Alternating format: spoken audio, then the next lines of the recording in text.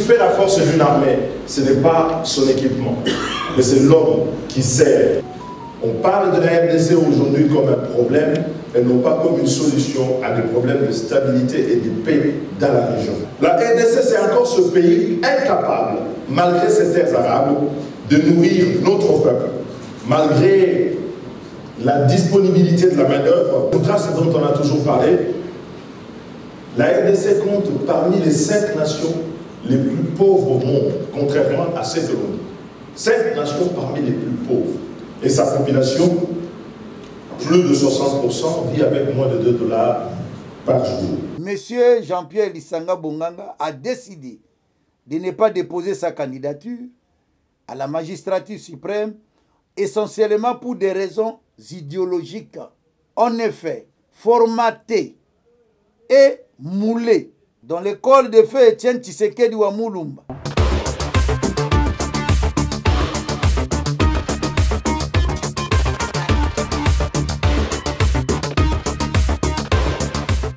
Nous avons passé le temps à nous battre contre des individus et pour des individus. Il est venu le temps de se battre pour un projet en choisissant parmi nous ceux qui, le mieux, peuvent le servir dans l'intérêt des Congolais. Et comme vous le verrez, il nous faut beaucoup de rigueur, beaucoup de sacrifices et de travail pour y parvenir. Le Congo naïf de la gratuité et des atouts naturels, qui comme par magie vont nous rendre notre dignité, est à l'heure. Il faut se réveiller de ce sommeil. Si nous voulons promouvoir le Congo, il nous faut plus d'efforts aujourd'hui que d'énergie qu'il a fallu mobiliser dans toute notre histoire pour le construire et l'hériter comme nous l'avons reçu. Le Congo ne peut pas s'auto-entretenir par une autosatisfaction. Ne suivez pas le déni de ceux qui aujourd'hui gouvernent et disent être du bon côté de l'histoire. Notre vision et nos choix sont déterminants. Jusqu'à présent, nous avons assumé le sort de notre pays, de notre histoire. Nous n'avons pas accompli l'effort pour préserver cette indépendance et cette souveraineté. Cette liberté auquel nous sommes attachés tous. Je suis venu parler de ce programme politique dans un pays dont le tableau est loin d'être flatteur. La RDC, en dépit de ses innombrables ressources, ses atouts, que lui confère la géographie, sa population, la nature, je veux le résumer en 5 illustrations. 1. C'est un État fragile, c'est un État failli. Quand vous prenez l'index des pays fragiles, la RDC a une vulnérabilité qui s'est accrue depuis 2019. C'est-à-dire que l'alternance n'a pas renforcé la résilience du pays, consolidé notre capacité à gérer la sécurité et à se projeter. 2. La RDC est un foyer d'insécurité endémique. On parle de la RDC aujourd'hui comme un problème et non pas comme une solution à des problèmes de stabilité et de paix dans la région. 3. La RDC, c'est encore ce pays incapable, malgré ses terres arabes, de nourrir notre peuple. Malgré la disponibilité de la main-d'œuvre, la famine frappe encore régulièrement le tiers de notre population, c'est-à-dire un Congolais sur 3.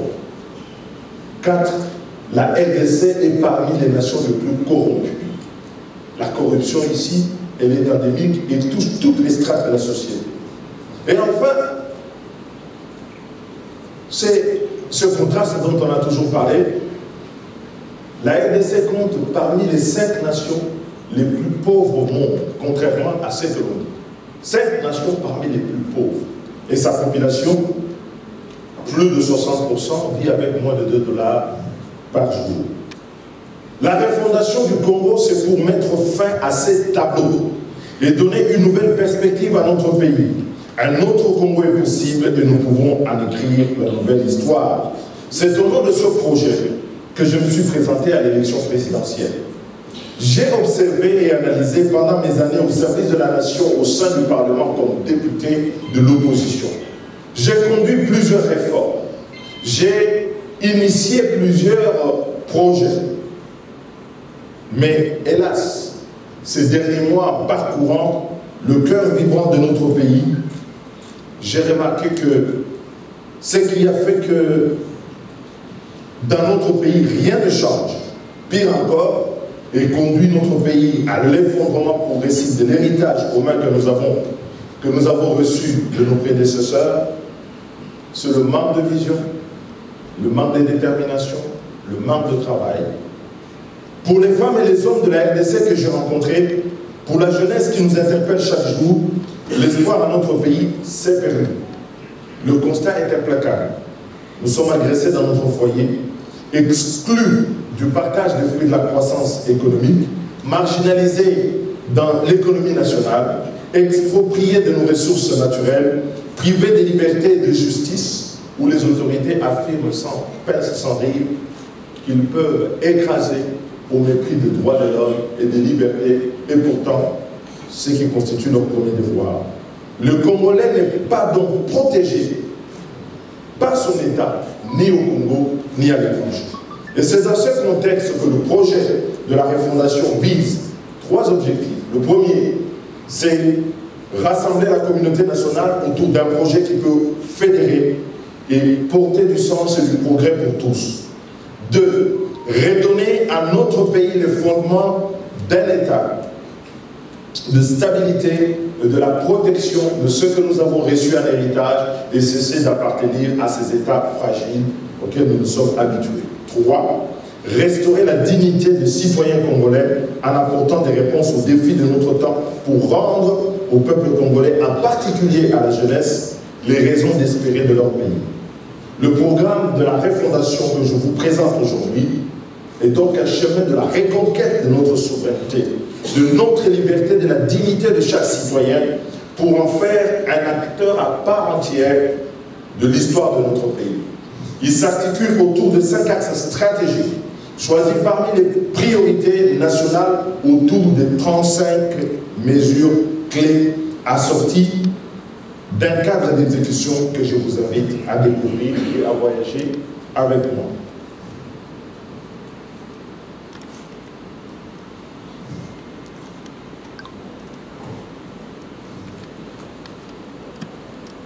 Voilà. Nous sommes donc au cœur de ce programme. Ce sont les 35 mesures qui vont faire en sorte que nous pouvons refonder le pays. Parce que si vous êtes d'accord avec moi que l'État, aujourd'hui, la société congolaise, c'est cet État fragile dans lequel survit la famille, dans laquelle domine la corruption et les antivaleurs, il nous faut aller beaucoup plus loin. Et donc les 5 piliers que nous avons, c'est d'abord gagner la paix, sécuriser le territoire et garantir l'indépendance nationale. C'est le premier pilier. Le deuxième, c'est unifier les territoires pour favoriser la circulation des personnes et des biens.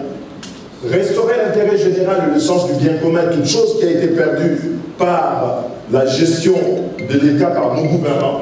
Et ensuite, protéger les Congolais par le renforcement des services publics. Très souvent, les Congolais se posent la question de savoir notre pays d'une économie de rente et d'une société de rente. Ce que les Congolais ne savent pas, c'est que si nous n'arrêtons pas, si nous ne réformons pas, si nous n'agissons pas, nous allons enfoncer notre pays et l'histoire risque de nous surprendre parce que cela n'arrive pas qu'aux autres. D'autres pays qui ont existé ont fini par disparaître. Aujourd'hui, figurer dans l'index des pays fragiles qui ne recouvrent jamais ni sa souveraineté ni sa capacité à s'administrer, faire vivre une élite sur une rente de situation en exploitant le privilège d'être aux fonctions et faire tourner notre économie sur la rente du secteur extractif des matières premières est assez dangereux. Donc nous allons voyager au cours de cet exposé à travers les 5 axes. Nous allons commencer donc par le premier axe, c'est gagner la paix, la sécurité du territoire et garantir l'indépendance nationale. Pourquoi il faut gagner la paix? Parce que le Congo est un pays aujourd'hui déchiré. Quand on parle de la paix et de la sécurité, les gens ont toujours tendance à penser qu'on parle de l'Est du Congo. Mais lorsque les Mobondo sont ici, dans les alentours de Kinshasa, ils ne sont pas armés des armes de guerre. Ils sont là et ils sèment la terreur. Lorsque nous sommes dans nos quartiers, dans beaucoup de quartiers, vous ne pouvez pas y accéder ici dans la ville de Kinshasa et dans les grandes villes. Nous pensons d'abord qu'il faut engager une profonde réforme de l'armée. Ce qui tue ce pays, c'est que depuis 20 ans, personne ne veut réformer l'armée, on ne veut pas aborder la question. J'ai été moi-même dans les institutions, à l'époque, directeur de cabinet d'un vice-président de la République, ministre du Plan, pendant la transition 1+4. L'un des dossiers majeurs que nous devions aborder, c'était la réforme de l'armée. Et pourtant, pendant les 4 ans de la transition, la réforme de l'armée n'a pas été abordée. Elle n'a pas été non plus abordée dans les années suivantes. Si bien qu'aujourd'hui, la vision que nous avons de la réforme de l'armée, l'absence de définition d'une politique de défense, le format de l'armée, l'investissement dans notre outil de défense fait défaut.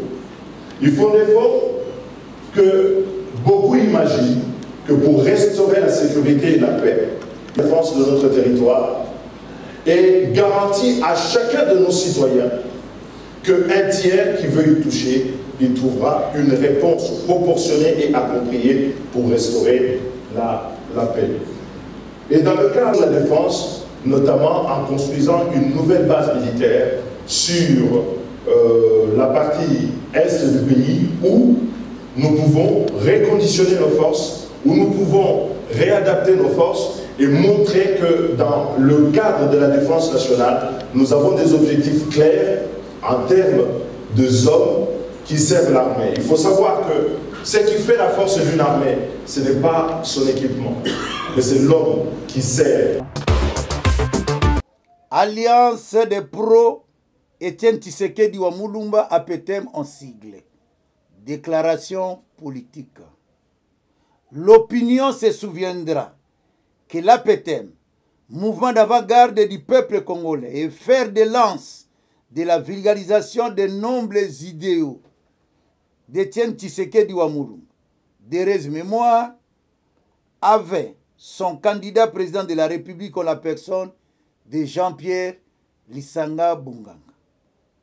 Après mûre réflexion et au-delà des contingences qui entourent le processus électoral en cours, M. Jean-Pierre Lisanga Bonganga a décidé de ne pas déposer sa candidature à la magistrature suprême, essentiellement pour des raisons idéologiques.